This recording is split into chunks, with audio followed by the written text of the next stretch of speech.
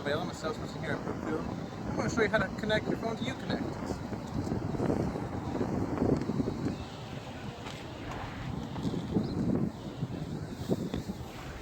Okay, what you want to do is you want to go to Settings. Make sure your Bluetooth is on. Go to Phone. Would you like to pair a phone? Yes. Uconnect will come up on here. You just press the Uconnect. Pair. Yes. Okay. And as you see here, it is equipped with Siri. All you have to do is hold this button and you can actually talk to Siri.